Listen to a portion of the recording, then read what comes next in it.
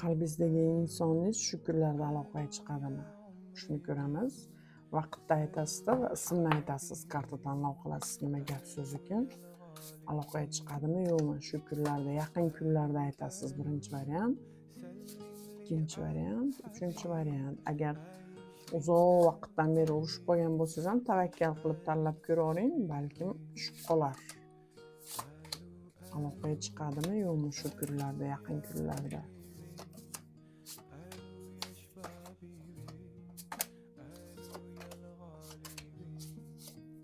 Birinchi variant, ikkinchi variant, uchinchi variant tanlov qildinglarmi? Men birdan boshladim. Qanaqa energiyalarda, nima gap so'z? Bu odam astoydil mehnatdaligi oldida ayol kishi tushyapti. Ayol kishi bilan munosabatlarni ko'rsatyapti.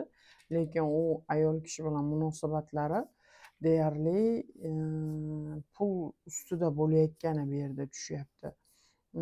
Siqilsa ham, depressiyaga tushsa ham, menimcha sizdan uzoqroq joyga yo ketadi bu odam, yoki-da shunga o'xshagan holat hisobiga sizga aloqaga chiqa olmaydi siz aytgan vaqtga doir. Ikkinchi variantdagilar qanaqa holatda? Bu odam rosa o'zgarishlar bo'layotgani bu odamda.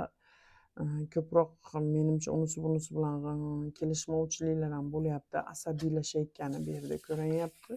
Ozgina diqqatroqda bu odam aloqaga chiqadi, chunki bu odam sizni sog'onyapti, sizni xohlayapti. Uchinchi variantdagilarda nima gap? Uchinchi variantdagilarda bu odam rosa ham o'zi aslida unchalik yomon, sokin odam bo'lsa kerak-ku, lekin qandaydir bu qilmoqchi bo'layotgan ishlari o'xshamay qolayotgani, qilayotgan mehnatlari nolga chiqqani, vayronagarchilik bo'lganliklari bu yerda ko'rinyapti. O'zi juda ham yomon holatga tushib qolgani ham bu yerda ko'rinyapti. Aloqaga chiqadimi bu inson sizga? Siz aytgan vaqtga doir bu inson aloqaga chiqadimi? Da chiqadi.